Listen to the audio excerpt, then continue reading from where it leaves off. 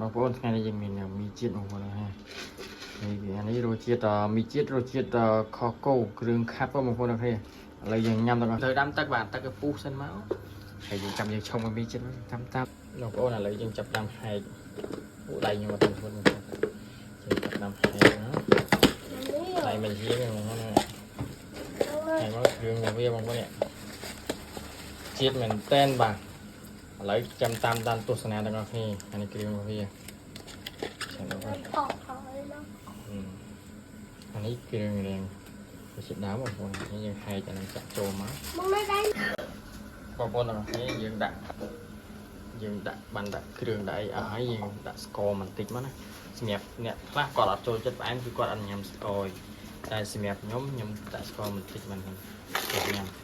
អ្នកខ្លះដូចខ្ញុំបងប្អូនទាំងគ្នាខ្ញុំដាក់ប៉ុណ្នេះមកតែបងប្អូនបញ្ជាក់ខ្ញុំមិនលើកទឹកចិត្តឲ្យញ៉ាំផ្អែមទេតែខ្ញុំចូលចិត្តទាំងផ្អែមធ្វើទៅវាយើងចំណុចចូលចិត្តខុសគ្នាអញ្ចឹងណាបងប្អូនឥឡូវទឹកយើងបានពុះហើយយើងចាក់ចូលមកបាទនេះបងប្អូនយើងចាក់ទឹកឲ្យចូលមកបងប្អូននេះដៃខ្ញុំមកជាងថតមកជាងបងប្អូនដល់ពេលអញ្ចឹងវីដេអូនេះរៀងនេះតិចយ៉ាប់តិចឲ្យមើលប៉ុន្តែទៅនេះបងបាទហើយយើងគ្របសាវាយើងវាច់គ្របចូលជាមួយនេះបងប្អូនដកសាវាចេញមកហើយយើងដាក់នេះគ្របមកបាទ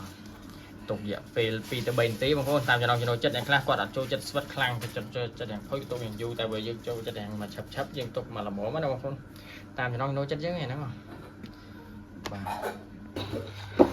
នេះបងប្អូនបាទសៃមីអូជាតិមែនតើបងប្អូនអូជាតិ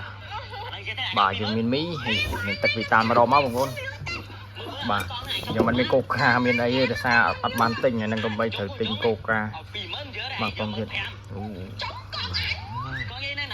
ជាតិខ្លាំងមែនតើបងប្អូនឆ្ងាញ់ណាស់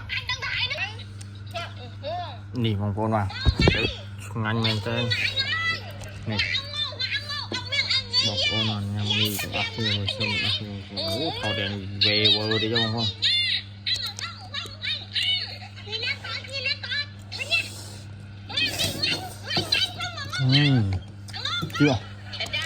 chưa không thôi ngày nhai chứ ôi tay mì không chuyện đó chưa nó mà nhai chưa không nó nhai à bạn là tao mình thịt xem một con rồi hay tình nhầm ở here ở con sao là bạn tâm tâm nào video nào bà